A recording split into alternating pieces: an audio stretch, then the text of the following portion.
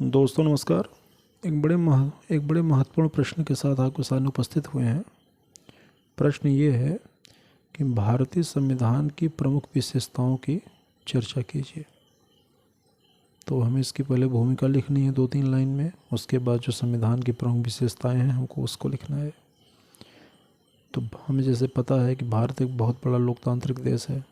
भारत का अपना एक लिखित संविधान है और भारत का संविधान विश्व का सबसे बड़ा संविधान है। सबसे बड़ा संविधान मतलब संविधान में 395 अनुच्छेद, 12 अनुसूचियाँ और 22 भाग हैं।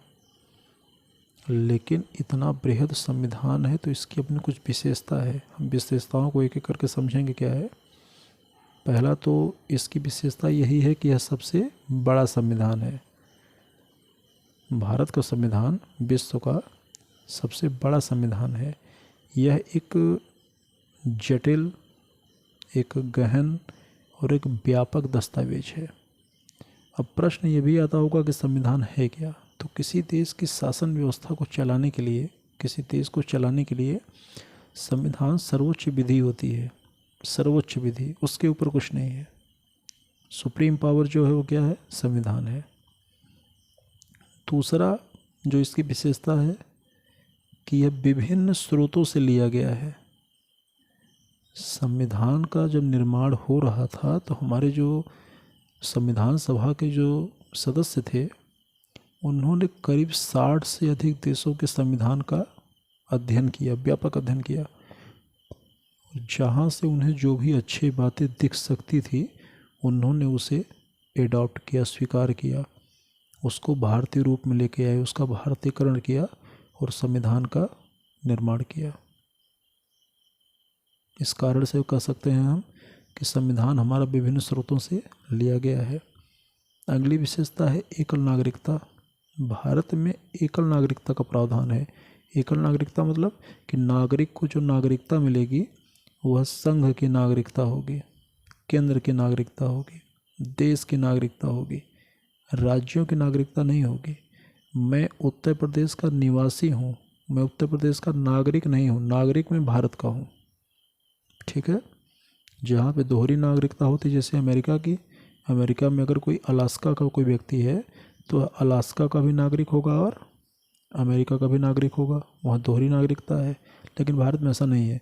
भारत में प्रदेश की, राज्य की नागरिकता नहीं है, देश की नागरिकता है, जिसे हम एकल नागरिकता कह रहे हैं। अगला क्या है कि कठोरता और लचीलेपन का मिश्रण।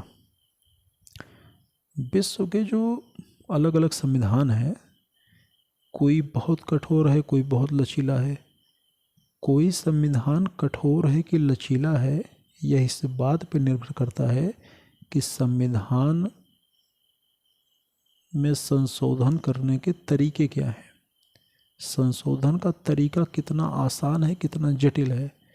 जैसे अमेरिका का संविधान संशोधन करना बहुत कठिन काम है तो हम कहते हैं कि एक कठोर संविधान है। ब्रिटेन का संविधान संशोधन करना बड़ा आसान काम है तो हम कहते हैं एक लचीला संविधान है। भारत में कुछ प्रावधान ऐसे हैं जिन्हें आप आसानी से संशोधित कर सकते हैं। जैसे किसी राज्य के नाम का हमने परिवर्तन कर दिया, बहुत आसान काम है। हमने किसी राज्य की सीमा को घटा बढ़ा दिया, बड़ा आसान काम है। लेकिन अगर हम चाहें कि राष्ट्रपति के चुनाव की प्रक्रिया को बदल दें तो ये कठिन काम है। संविधान हमारा लचीला भी बहुत है। कुछ उपबंध ऐसे हैं जो अत्यधिक कठोर हैं, जिसमें संशोधन करना बड़ा मुश्किल है। तो अब कहते हैं कि ये लचीलेपन और कठोरता का एक मिश्रण है। अगला, एकात्मक पूर्वाग्रह वाली संघीय व्यवस्था। भारत की जो शासन व्यवस्था है उसके कुछ लक्षण फेडरलिज्म से मिलते हैं, संघीय शासन व्यवस्था से मिलते हैं। जैसे संघीय शासन व्यवस्था के लक्षण क्या हैं।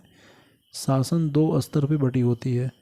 केंद्र में भी शासन होगा, प्रांतों में भी शासन होगा। भारत में है लिखित संविधान होगा, शक्तियों का पृथक्करण होगा।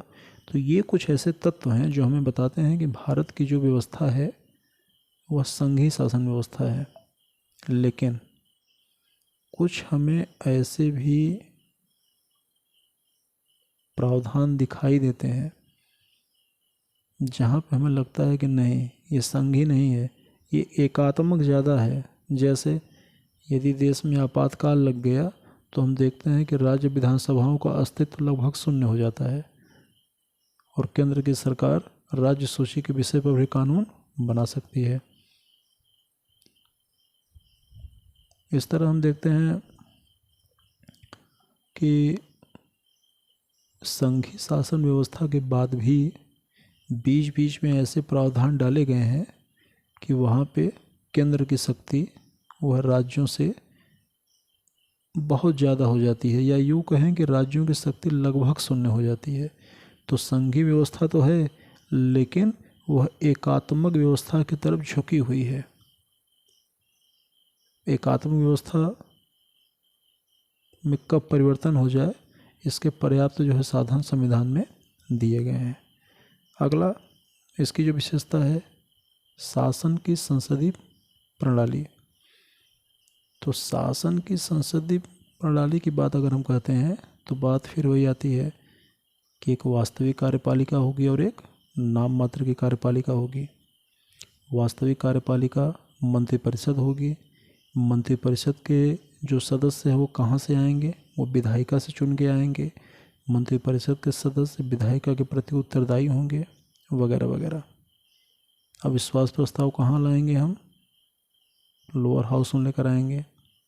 ठीक है, तो इसे हम कह रहे हैं कि यह शासन की संसदीय व्यवस्था है। अगली जो विशेषता है संविधान की, वह है शक्तियों का पृथक्करण। तो हमें पता है कि संविधान की जो 7वीं अनुसूची है उसमें 3 प्रकार के लिस्ट हमें दिए गए हैं। एक संघ सूची है, एक राज्य सूची है और एक समवर्ती सूची है। तो यहाँ पे हम देखते हैं कि कुछ विधि ऐसे हैं, कुछ मामले ऐसे हैं जो केंद्र सरकार को सौंपे गए हैं, संघ की सरकार को सौंपे गए हैं। कुछ मामले राज्य की सरकार को सौंपे गए हैं। कुछ मामले ऐसे हैं जिसमें संघ की सरकार और राज्य की सरकार दोनों कानून बना सकते हैं। शक्तियाँ बटी हुई हैं। हम ये भी देखते हैं कि विधायिका, कार्यपालिका और न्यायपालिका के दायित्व भी आपस में बटे हुए हैं। कोई किसी के मामले में हस्तक्षेप नहीं करता। हालांकि यह व्यवस्था ऐसी गुथी हुई है कि कोई चाह के भी स्वतंत्र व्यवहार नहीं कर सकता। विधायिका ने कोई अगर मनमाना कानून बना दिया है तो न्यायपालिका को यह अधिकार है कि वह कानून की संवैधानिकता की जांच करके कानून को शून्य घोषित कर दे। विधायिक कार्यपालिका पर नियंत्रण करने के लिए विधायिका बैठी हुई है। न्यायपालिका ने कोई जो है मनमाना आदेश पारित कर दिया तो यह विधायिका के पास अधिकार है कि वह उस निर्णय में भी जो परिवर्तन कर दे कानून का निर्माण करके। तो कोई स्वतंत्र नहीं है, लेकिन सब एक दूसरे से एक युक्त संगत से जुड़े हुए हैं और एक दूसरे को चेक एंड बैलेंस करते रहते हैं, लेकिन किसी के काम में हस्तक्षेप नहीं करते। तो ये शक्तियों का पृथक्करण हमें दिखाई देता है। अगला है न्यायिक पुनरावलोकन। इसमें कहता है कि न्यायपालिका को संसद द्वारा बनाई गई किसी विधि की संवैधानिकता को जांचने का अधिकार है। बहुमत के शासन में समस्या यही होती है कि सरकार बहुमत पे चलती है। सरकार कहती है कि हमने जनता के हित में ये कानून बनाया है। कानून का निर्माण जनता के हित में हो या कानून का निर्माण संविधान के अनुसार हो, मामला यही फंसता है। सरकार ने जनता से वोट लिया है तो सरकार अपने सारे काम को जस्टिफाई करती है कि हमने जनता के हित में बनाया है। लेकिन न्यायपालिका क्या करता है, न्यायपालिका उस कानून की जांच करता है संविधान के अनुसार। अगला है संसदीय संप्रभुता। संसदीय संप्रभुता भी भारत के संविधान की एक विशेषता है। संसदीय संप्रभुता क्या है? संसद को संविधान के किसी भी भाग में संशोधन करने का अधिकार नहीं है। संसद को संविधान के किसी विभाग में संशोधन करने का अधिकार नहीं है। पहले ये मामला खूब चला, संशोधन कर सकती है कि नहीं कर सकती है। सन 1951 से मैटर चला, मैटर चलते चलते चलते चलते 1973 तक पहुंचा, केशवानंद भारती तक। केशवानंद भारती के मामले में सुप्रीम कोर्ट ने कहा कि ना ना ना ना, संसद को संविधान के किसी विभाग में संशोधन करने का अधिकार है, लेकिन इस बात का ध्यान रहे कि संविधान का मूल ढांचा प्रभावित न हो।